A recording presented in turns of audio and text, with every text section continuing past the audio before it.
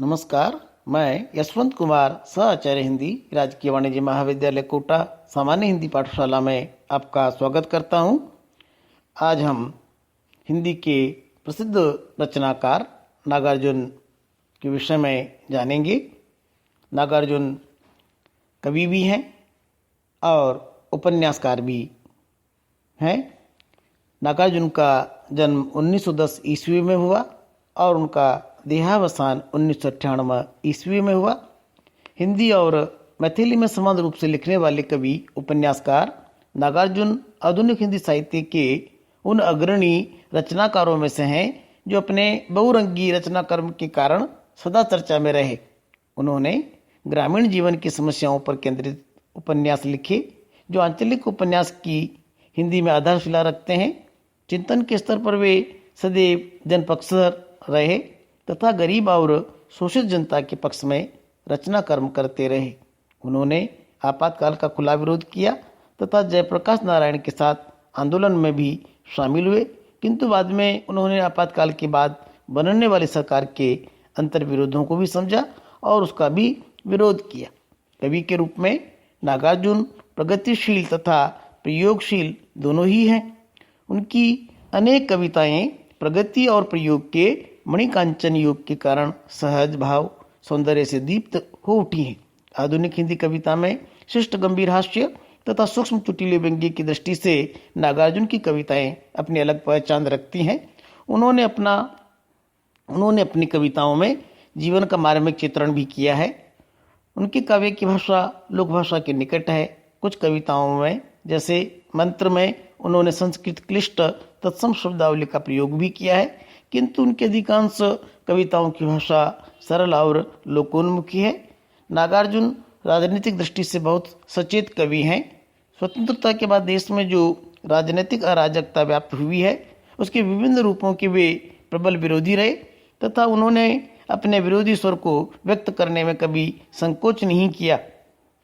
आपातकाल में उन्होंने इंदिरा गांधी की तीखी आलोचना करते हुए कविताएं लिखी। अविदा में लिखी कविताएं भी कितनी सशक्त हो सकती हैं। नागार्जुन की कविताएं इसका प्रमाण है। उन्होंने भस्मांकुर जैसा प्रबंध काव्य भी लिखा तो युगधारा, सतरंगी पंखों वाली, खिचड़ी विप्लव देखा हमने आदि उनके प्रमुख काव्य संग्रह हैं। अपने ठेठ ग्रामीण बोध तथा राजनीतिक प्रखरता के कारण नागार्जुन हमारे समय के बहुत बड़े कवि हैं। अब हम बादल को गिरते देखा है रचना के विषय में जानते हैं। नागार्जुन की बादल को गिरते देखा है कविता उनकी श्रेष्ठतम कविताओं में से एक है, जिसमें उन्होंने बादल के दृश्यों और उनके सांस्कृतिक पक्षों का चित्रण किया है। कवि बादल को गिरते देखता है और उसकी दृष्टि उन हिम शिखरों के सौंदर्य पर पड़ती है जिनके ऊपर बादल गिर रहे हैं। गिरे बादलों के नीचे पर्वत क्षेत्र में शोभित अनेक झीलों में तैरते हंसों की शोभा भी उसे विरल लगती है।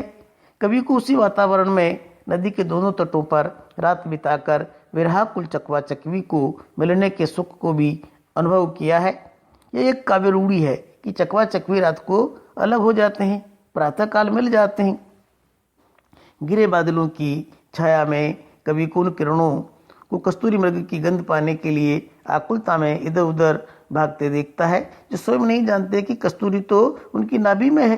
कालिदास ने भी मेघदूत की रचना हिमालय की उपत्यकाओं पर गिरे इन मेघों को देखकर ही की होगी, लेकिन न कालिदास रहे न कुबेर, किंतु उन मेघों का गिरना जारी है। सैकड़ों झरने पर्वत से निकलकर अपना जल बहाते रहते हैं।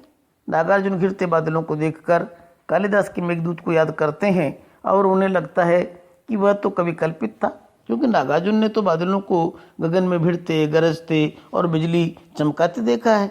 नागार्जुन कहते हैं कि इन्हीं गिरते बादलों के नीचे पर्वत की घाटियों में कितने ही किन्नर किन्नरियां नर्तन करते रहते हैं। इस प्रकार कविता प्रकृति का मनोहर रूप प्रस्तुत करती है। धन्यवाद।